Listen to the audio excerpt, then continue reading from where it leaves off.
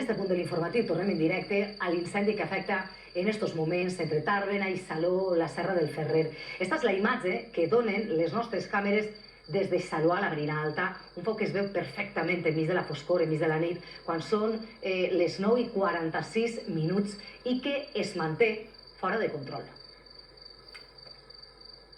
Tornem en directe a Tàrbena, on estan els nostres companys des del Centre de Comandament Avançat i també des de l'Albergue, la Creu Roja i l'Ajuntament del municipi han habilitat per a atendre les persones afectades i que ho necessiten. Anem primer amb Víctor Vidal, està amb l'oficial del Consorci Provincials de Bombers d'Alacant. Víctor, busquem amb vosaltres l'última hora de la situació del foc. Sí, perquè volem conèixer més detalls d'estos treballs d'extinció durant tota la nit. Este foc ja afecta 800 hectàrees i amb 200 efectius que treballaran durant la nit i on preocupen dos flancs de l'incendi que afecta sobretot a vegetació seca i densa. Per això estem amb Santi Bars, oficial del Consorci Provincial d'Alacant. Santi, comenta'ns com seran estos treballs d'extinció durant tota la nit i matinada. Hola, bona nit.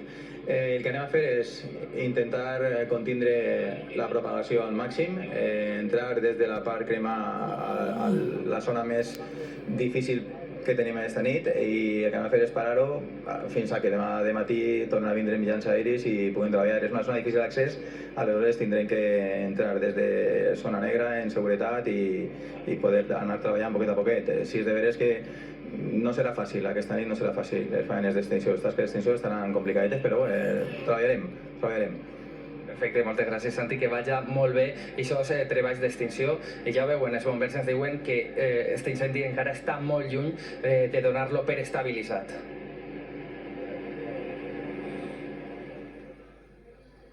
Nosaltres seguim així a la Casa de la Cultura de Tàrbena, on Creu Roja ja ho té tot enllestit per a totes aquelles persones que vinguen així a passar la nit. Nosaltres estem amb Víctor Manuel Blasco, i és tècnic de socors de l'Oficina Provincial de Creu Roja d'Alacant. Molt bona nit. Hola, buenas noches.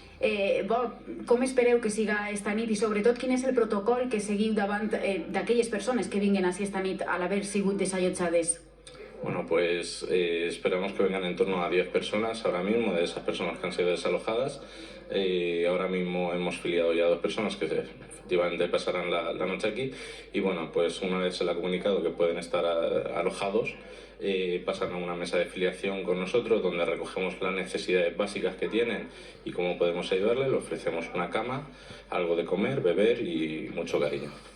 De moment, el que dèiem, no? Unes 170 persones desallotjades, però afortunadament la majoria tenen un lloc on passar la nit. Sí, afortunadamente tienen redes de apoyo, sean familiares, sean amigos o tienen recursos económicos y bueno, pueden tomar esa decisión de ir a otro sitio. Los que no tienen, pues vienen con nosotros y aquí estamos para ellos.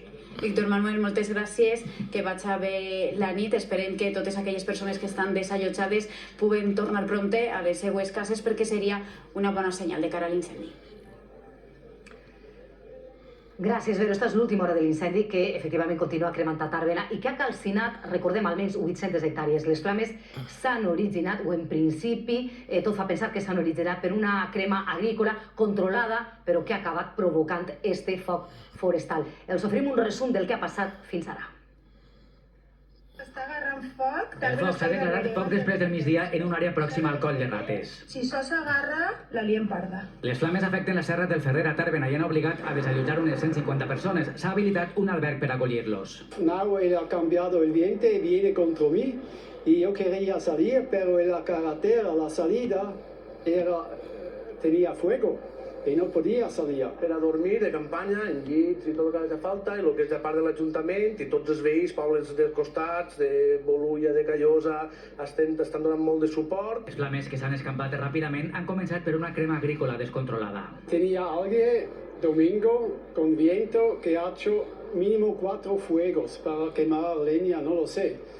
Y después he visto como descontrolado. Sí, avui se podia cremar. El problema és algun descuit, hi ha molt de trossos de bancals abandonats i la gent s'haurà descuidat i quan s'ha donat compte ja era impossible pagar-ho. La complicada orografia de la zona, les altes temperatures i l'acumulació de massa forestal han facilitat l'abans de l'incendi. Que hay una zona muy escarpada y de mucha vegetación densa y muy seca. El acceso es prácticamente imposible. Decirles a los vecinos que, por favor, que intenten no desplazarse a ver el incendio porque, bueno, pues la carretera ya la conocen, es un poco estrecha y es necesario que los vehículos que están trabajando durante toda la noche y que van a continuar trabajando, pues puedan desplazarse. Podem dir que la nit és molt propícia per a que els efectius que estaran treballant tota la nit puguen fer el treball d'extinció, els treballs d'extinció. En les tasques d'extinció participen bombers del Consorci Provincial d'Alacant, de la Generalitat de l'UME i del Ministeri per a la Transició Ecològica i també efectius de la regió de Múrcia. Una vegada retirats ja els mitjans aeris, els treballs sobre el terreny continuaran tota la nit. Nosaltres acabem així, però la informació continua en les finestres informatives de Punt en la ràdio i també en el web.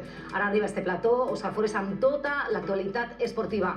Moltes gràcies, com sempre, per la seva confiança. Bona nit i bona setmana.